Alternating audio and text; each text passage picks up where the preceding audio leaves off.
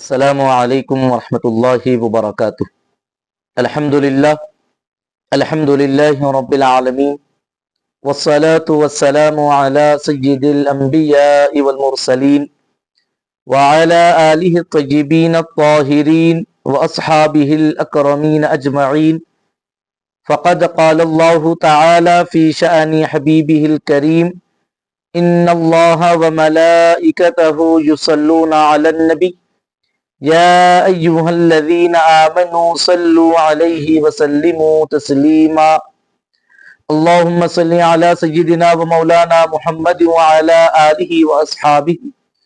افضل صلواتک وعدد معلوماتک وبارک وسلم صلاۃ وسلاما علیک یا رسول اللہ صلی اللہ تعالی علیہ وسلم۔ محترم ناظرین کرام، بزم طلباء قدیم و محبان جامع نظامیہ کی جانب سے درس ہشت بہشت راہ سلوک و تزکیہ نفس کے نام سے یہ ہفتہ واری پروگرام آپ کی خدمت میں پیش کیا جاتا ہے، جس میں ہم کتاب ہشت بہشت سے جو کہ 8 کتابوں کا مجموعہ ہے، ان میں کی پہلی کتاب انیس الارواح جو کہ حضور خواجہ خواجگان حضرت خواجہ عثمان ہرونی رحمۃ اللہ تعالی علیہ کے مبارک ملفوظات کا مجموعہ ہے، اور ان مبارک ملفوظات کو جمع فرمایا ہے حضور خواجہ خواجگان حضرت خواجہ معین الدین حسن چشتی سنجری اجمیری غریب نواز رحمۃ اللہ تعالی علیہ نے۔ اس کتاب یعنی انیس الارواح سے ہم سلسلہ وار استفادہ کر رہے ہیں۔ 13ویں مجلس تک پڑھنے کی ہم نے سعادتیں اور برکتیں حاصل کی تھی، اور اب 14ویں مجلس جو کہ سورہ فاتحہ اور سورہ اخلاص اور دیگر اذکار سے متعلق بیان فرمائی گئی ہے۔ غریب نواز رحمۃ اللہ تعالی علیہ نقل فرماتے ہیں کہ سخن در فاتحہ و اخلاص افتاد بود کہ سورہ فاتحہ اور سورہ اخلاص سے متعلق مجلس میں گفتگو ہوئی۔ فرمود کہ خواجہ یوسف چشتی قدس اللہ سرہ العزیز در رسالہ خود می نویسد کہ پیغامبر علیہ السلام فرمود کہ آپ فرماتے ہیں، یعنی حضور خواجہ عثمان ہرونی رحمۃ اللہ تعالی علیہ نے ارشاد فرمایا کہ حضرت خواجہ یوسف چشتی رحمۃ اللہ تعالی علیہ نے اپنا خود کا رسالے میں یہ حدیث پاک کو نقل کیا کہ حبیب پاک علیہ السلام ارشاد فرماتے ہیں، ہر کے در وقت خفتن فاتحہ سہبار و اخلاص سہبار بخوان بروز قیامت از امتیان من باشد۔ کہ حبیب پاک علیہ السلام ارشاد فرماتے ہیں کہ جو کوئی سوتے وقت 3 مرتبہ سورہ فاتحہ اور 3 مرتبہ سورہ اخلاص یعنی قل هو اللہ احد 3 مرتبہ پڑھ لیتا ہے تو آقا علیہ السلام ارشاد فرماتے ہیں کہ بروز قیامت کے دن از امتیان من باشد، وہ میری امتیوں میں شمار کیا جائے گا۔ یعنی ہم امتی تو یقیناً نبی پاک علیہ السلام کو تلاش کریں گے، سب امتی نبی کو تلاش کریں گے، لیکن یہ ذکر یہ ورد رکھنے والے کے لیے حبیب پاک علیہ السلام نے بشارت سنائی کہ وہ یقیناً روز قیامت میری امتیوں میں سے ہوگا، یعنی میں اسے اپنا امتی جان کر اسے پہچانوں گا اور اس کی شفاعت کروں گا۔ کیا کرنا ہے؟ جبکہ ہم سونے کے لیے بستر پر آئیں تو 3 مرتبہ سورہ فاتحہ اور 3 مرتبہ سورہ اخلاص بس اس کی تلاوت کر لی جائے تو حبیب پاک علیہ السلام نے بشارت سنائی ہے کہ روز قیامت وہ نبی کریم صلی اللہ تعالی علیہ وسلم کی امتیوں میں شمار کر کے اٹھایا جائے گا۔ اس سے یہ بات کا پتہ چلتا ہے کہ بعض امتی وہ بھی ہوں گے جو یقیناً نبی پاک علیہ السلام کی امت میں سے ہوں گے اور کلمہ بھی پڑھتے ہوں گے، لیکن وہ نبی پاک علیہ السلام کی سنتوں، آقا علیہ السلام کے مبارک ارشادات اور شریعت محمدی صلی اللہ تعالی علیہ وسلم پر ان کا اگر عمل نہیں ہوگا اور وہ نبی پاک علیہ السلام سے محبت نہ کرتے ہوں گے تو پھر وہ شمار میں نہیں کیے جائیں گے۔ جس نے یہ عمل کیا یا پھر نبی پاک علیہ السلام کی سنتوں کو اختیار کیا، حبیب پاک علیہ السلام سے محبت کی، تو پھر یقیناً نبی रहमत सल्लल्लाहु ताला अलैहि वसल्लम खुद उसे अपनी उम्मतियों में शुमार फरमाने की बशारत सुना रहे हैं। और आगे फरमाते कि वह अज पसे पैगाम्बरान हीच कस पेश अज वे दर बहिश न रवद। फरमाते हैं कि पैगंबरों के बाद यानी अंबिया अलैहिमुस्सलाम के बाद इससे पहले कोई जन्नत में नहीं जाएगा। यानी अंबिया अलैहिमुस्सलाम जब तशरीफ ले जाएंगे जन्नत में तो उनकी तशरीफ ले जाने के बाद ही सबसे पहले दाखिल होने वालों में से इसका भी शुमार होगा जो रोजाना सोते वक्त 3 मरतबा सूरह फातिहा और 3 मरतबा सूरह इखलास की तिलावत करता है। वदर बहिश्त रफीक ईसा पैगंबर अलैहिस्सलाम बाशद। और फिर नबी अंबिया अलैहिस्सलाम के बाद सबसे पहले जाने वालों में से होगा जन्नत में, और फिर उसके बाद जब जन्नत में दाखिल हो जाएगा तो नबी ईसा अलैहिस्सलाम की रिफाकत, नबी ईसा अलैहिस्सलाम की संगत में जन्नत में रहेगा।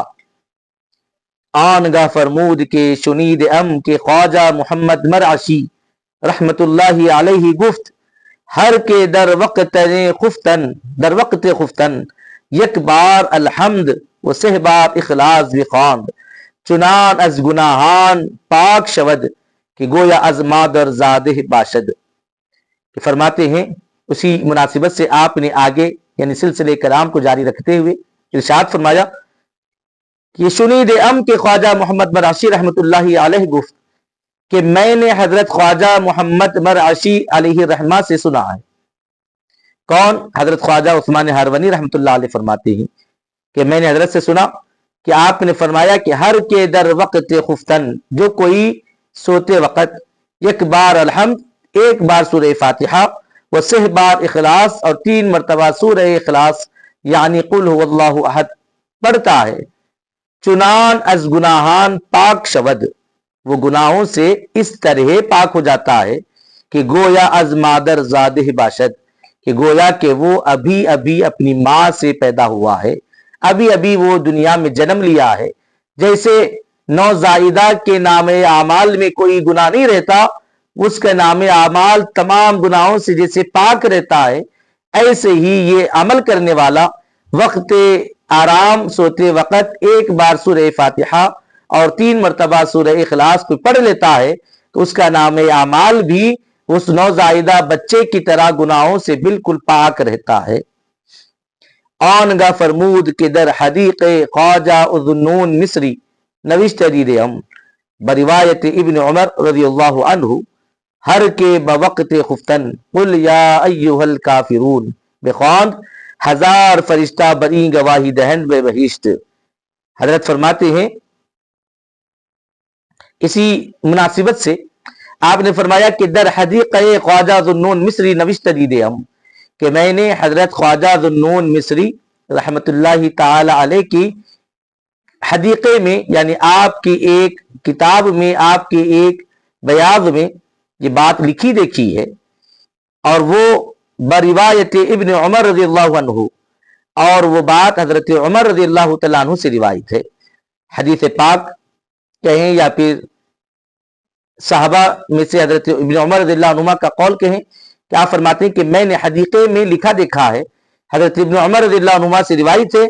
हर के बवक्त खुफ्तन कुल या अय्युहल काफिरून बेख्वांद कि जिस किसी ने सोते वक्त सूरे काफिरून यानी कुल या अय्युहल काफिरून पढ़ा तो 1000 फरिश्ता बरी गवाही दहन व बहिश्त, तो 1000 फरिश्ते इस बात पर उसकी गवाही देंगे कि उसको जन्नत में दाखिल किया जाए। 1000 फरिश्ते रोज़े क़यामत उसके लिए गवाही देंगे और उनकी गवाही इसी बात पर होगी कि यह अहले जन्नत में से हो। उसके जन्नत में जाने के लिए 1000 फरिश्ते उसके हक में गवाही देंगे। किसके लिए? उस बंदे के लिए जो सोते वक्त रोजाना सूरे काफिरून की तिलावत करता है। अब चूंकि यहाँ पर कोई तादाद को बयान नहीं फरमाया गया, तो जहां तादाद बयान ना हो तो वहां पर एक मरतबा ही मुराद होती है, या फिर आदमी जितना आसानी के साथ पढ़ना चाहे, जितना वो एहतमाम कर सकता है, एक तादाद मुकर्रर कर ले और उसी तादाद के मुताबिक पढ़ लिया करे तो इसकी भी गुंजाइश होती है। क्योंकि यहाँ पर हबीब पाक अलैहिस्सलाम ने यानी यहाँ पर हदीक़े में जो बात बयान फरमाई गई है उसमें तादाद बयान नहीं की गई, तो जहां तादाद बयान नहीं होती है تو وہاں پڑھنے والے کو یہ رخصت اور اجازت ہوتی ہے کہ وہ اپنی طرف سے کوئی ایک تعداد کو مقرر کر لے، اور جو تعداد وہ مقرر کر لے گا روزانہ اسی تعداد میں اس کو وہ سورے کی تلاوت کرنی ہے۔ مثال کے طور پر اگر ہم میں سے کسی نے یہ اہتمام کیا اور طے کر لیا کہ میں روزانہ 3 مرتبہ سورہ کافرون پڑھوں گا، تو وہ اس نے طے کر لیا ہے تو روزانہ وہ 3 مرتبہ سورہ کافرون کی تلاوت کر لے۔ تو اسی نے 5 مرتبہ پڑھنا پسند کر لیا، کسی نے 7 مرتبہ، کسی نے 11 مرتبہ، تو اپنے سے طے کر لے اور جتنا طے کر لیا ہے اتنی تعداد میں روزانہ اس عمل کو انجام دے لیا کریں۔ آنگاہ فرمود کے روزی با پیر خود در بدخشاں مسافر بودم۔ پھر حضرت یعنی خواجہ عثمان ہارونی رحمۃ اللہ تعالی علیہ ارشاد فرماتے ہیں کہ روزی ایک روز با پیر خود، کہ میں اپنے پیر کے ساتھ، حضرت کے ساتھ، در بدخشاں مسافر بودم، بدخشاں میں مسافر تھا، میں بدخشاں میں مسافر کی حیثیت سے تھا، در مسجد بدخشاں بزرگی را دیدم، اور اسی مسجد بدخشاں میں میں نے ایک بزرگ کو دیکھا، از حد مشغول کے دورا خواجہ محمد بدخشانی گفتندی، اور وہ اپنے معمولات میں، اپنے اذکار، ذکر و اذکار میں وہ بے حد مشغول تھے۔ مسجد بدخشاں میں جس بزرگ کو حضرت نے دیکھا وہ ہمیشہ اپنے معمولات میں مشغول رہا کرتے۔ اورا خواجہ محمد بدخشانی گفتندی، اور ان کو خواجہ محمد بدخشانی کہا جاتا ہے۔ ازوے شنیدم، حضرت فرماتے ہیں یعنی خواجہ عثمان ہارونی رحمۃ اللہ تعالی علیہ کہ میں نے حضرت خواجہ محمد بدخشانی علیہ رحمہ جو مسجد بدخشاں میں ذکر اور اذکار اور اپنے معمولات میں مصروف رہا کرتے تھے ان سے سنا ہے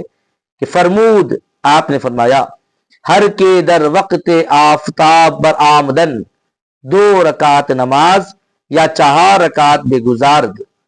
ثواب حج و عمرہ در نام اعمال او بے نویسند۔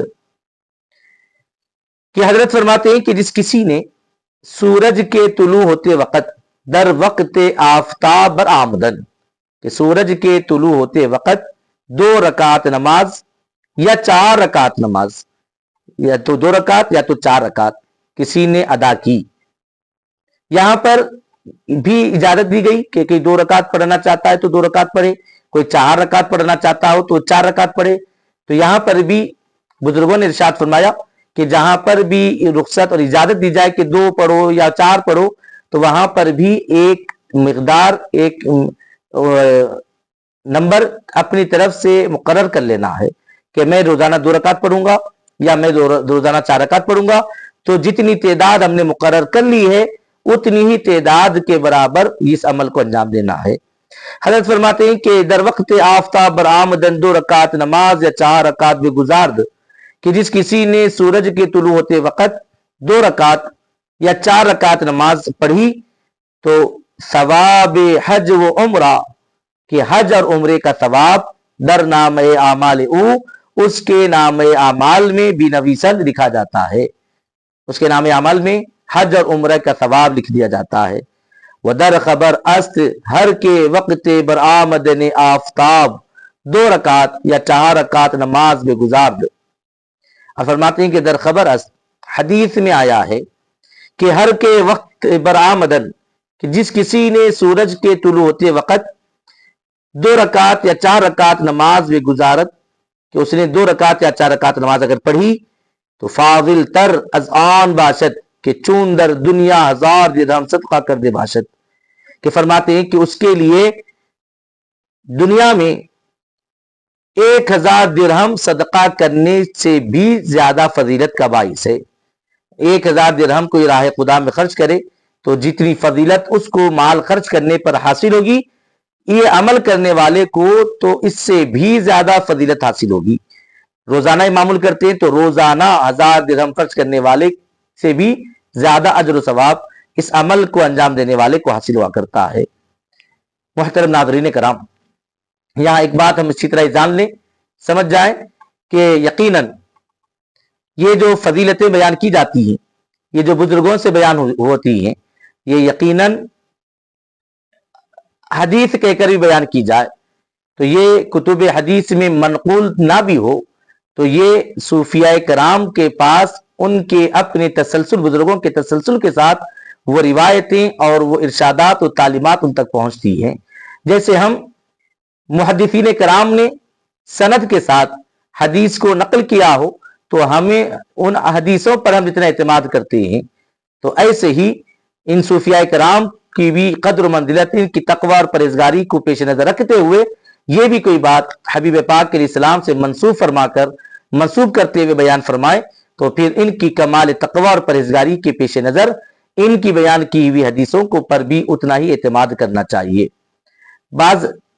نوجوانوں کی طرف سے اس قسم کی باتیں بھی ہوتی ہیں کہ یہ کہاں لکھا ہے اور ہم یہ بات کیوں مانیں، اس کی سند کیا ہے؟ تو یقیناً سند ان احادیث کی، ان باتوں کی پیش کی جا سکتی ہے جو کتاب در کتاب بیان ہوتی آئی ہوں، لیکن کتاب در کتاب کے علاوہ بھی سینہ بسینہ بھی، یعنی بزرگوں کی تعلیمات اور بزرگوں کے ارشادات کے ذریعے بھی نبی پاک علیہ السلام کے کچھ ارشادات آگے پہنچائے جاتے ہیں، اور خانقاہوں میں پیران کبار اپنے مریدان صادقہ کی اس نہج پر تربیت فرماتے ہیں۔ تو چونکہ وہ اہل یقین ہوتے ہیں تو انہیں اپنے پیران کبار کی پر کوئی اعتراض، کوئی اختلاف ان کے پاس نہیں ہوتا، وہ خود اہل یقین ہوتے ہیں اور اپنے پیران کبار پر بڑا اعتماد کرتے ہیں۔ اسی کی روشنی میں جب ان تک وہ حدیثیں بیان کی جاتی ہیں تو وہ بغیر کسی حوالہ طلب کیے ان حدیثوں کو نہ صرف مانتے ہیں، قبول کرتے ہیں، بلکہ اس پر یقین رکھتے ہیں، اور نہ صرف یقین رکھتے ہیں بلکہ اپنے بعد میں آنے والوں کو ان ارشادات اور ان تعلیمات سے ہمکنار اور روشناس بھی فرمایا کرتے ہیں۔ تو لہذا کتابوں میں جو حدیثیں سند کے ساتھ ہمیں ملتی ہیں، ہمیں اپنی سر کی آنکھوں سے ان کی سند کو اور کتابوں میں ان روایتوں کو دیکھ کر ہم جتنا یقین کی کیفیت حاصل کرتے ہیں، وہی اہل یقین کو اپنے بزرگوں سے بیان کردہ باتیں اور احادیث اور ارشادات پر اس سے بھی کئی گنا زیادہ ایمان اور یقین ہوا کرتا ہے۔ اب جب ہم بزرگوں کی تعلیمات کو سننے کے لیے، بزرگوں کی تعلیمات سے روشناسی حاصل کرنے کے لیے یہ محفل میں اور اس پروگرام کے ساتھ جڑتے ہیں تو پھر یقیناً ہمیں بھی اہل یقین میں سے ہونا ہے، اور کسی پر بدگمانی کرتے ہوئے اپنے اعمال کو ضائع اور برباد کرنے کے بجائے اہل اللہ پر یقین کرتے ہوئے ان کی بیان کی ہوئی روایات کو بصر و چشم قبول کریں اور اس پر عمل پیرا ہوتے ہوئے خوب اس سے استفادہ کریں۔ کیونکہ دیکھیں جو کچھ باتیں بیان کی جا رہی ہیں، کیا باتیں ہیں؟ اس میں ایسی کوئی بات تو نہیں ہے کہ جس کو جھٹلانے کی ضرورت پیش آئے۔ ہاں اگر نفس سرکشی پر آمدہ ہو، ہاں اگر شیطان سرکشی پر ابھار رہا ہو تو پھر ایسوں کا علاج کچھ نہیں کیا جا سکتا، لیکن جو ہدایت کی لینا چاہتا ہے اور جو بات کی حقیقت کو سمجھنا چاہتا ہو تو پھر ان بیان کی حدیثوں کو دیکھ لے کہ کرنے والا کیا عمل کر رہا ہے۔ سوتے وقت ہی اللہ کا کلام قرآن مجید کی تلاوت کر رہا ہے، سورہ فاتحہ پڑھ رہا ہے، سورہ اخلاص پڑھ رہا ہے، سورہ کافرون پڑھ رہا ہے، قرآن کی تلاوت ہی تو کر رہا ہے۔ کوئی اور عمل تو نہیں کر رہا کہ جو قرآن سے ہٹ کر ہو، یا پھر کوئی عمل تو ایسے وہ نہیں کر رہا ہے کہ جس پر اعتراض قائم ہو سکے۔ سوتے وقت تو اپنے رب کو یاد کر کے سو رہا ہے، قرآن کی تلاوت کر کے سو رہا ہے، اور اس میں فضیلت والی سوروں کی تلاوت کر رہا ہے، تو پھر اس میں کسی قسم کے شک و شبے میں مبتلا ہونے کی کوئی ضرورت اور حاجت باقی نہیں رہتی۔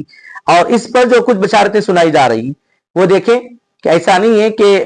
از خود بیان کی جا رہی ہوں، بلکہ واضح طور پر فرمایا جا رہا ہے کہ اللہ رب العزت اس بندے کے ساتھ اپنا یہ معاملہ فرمائے گا، اسے جنت میں داخل فرمائے گا، اسے اللہ رب العزت حج و عمرے کا ثواب سے سرفراز فرمائے گا۔ اللہ رب العزت اس کو یقیناً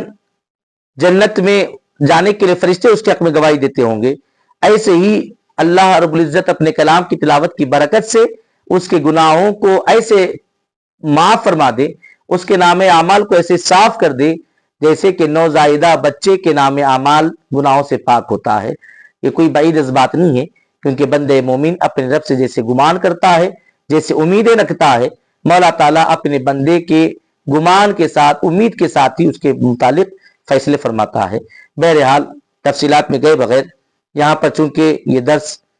مجلس سے چہاردہم یعنی 14ویں مجلس اختتام کو پہنچی، اور آخر میں حضور خواجہ غریب نواز رحمۃ اللہ علیہ فرماتے ہیں ہمیں کے خواجہ ای فوائد تمام کرد وہ مشغول شد دعا گوئی باز گشت الحمدللہ علی ذالک۔ حضرت فرماتے ہیں کہ جب حضرت نے یعنی حضرت خواجہ عثمان ہرونی رحمۃ اللہ تعالی علیہ نے ان فوائد کو مکمل کیا تو پھر آپ اپنے معمولات پہ مشغول ہو گئے،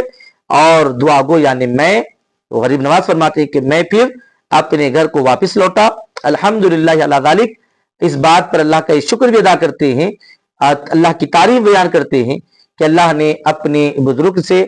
استفادہ کرنے اور ان سے تربیت کی باتوں کو نقل کرنے کی سعادت عطا کی۔ اس پر وہ اللہ رب العزت کا شکر اور احسان بھی ادا کرتے ہیں اور اللہ کی بارگاہ میں حمد و ثنا بیان کرتے ہیں۔ بہرحال محترم ناظرین کرام، ہم مولا تعالیٰ کی بارگاہ میں دست بدعا ہیں کہ مولا تعالیٰ کہنے سننے سے زیادہ ہمیں عمل کی توفیق عطا فرمائے، ہمیں اہل یقین میں سے بنائے، اپنے بزرگوں کی تعلیمات اور ان کی بیان کردہ فرمودات پر دل و جان سے یقین کرنے اور اس پر عمل کر کے اس کی برکتوں کو حاصل کرنے کی توفیق و سعادت نصیب فرمائے۔ مولا تعالی ہم سب پر اپنا فضل و کرم نازل فرمائے بحرمت سید الانبیاء والمرسلین برحمتک یا ارحم الراحمین والحمد للہ رب العالمین۔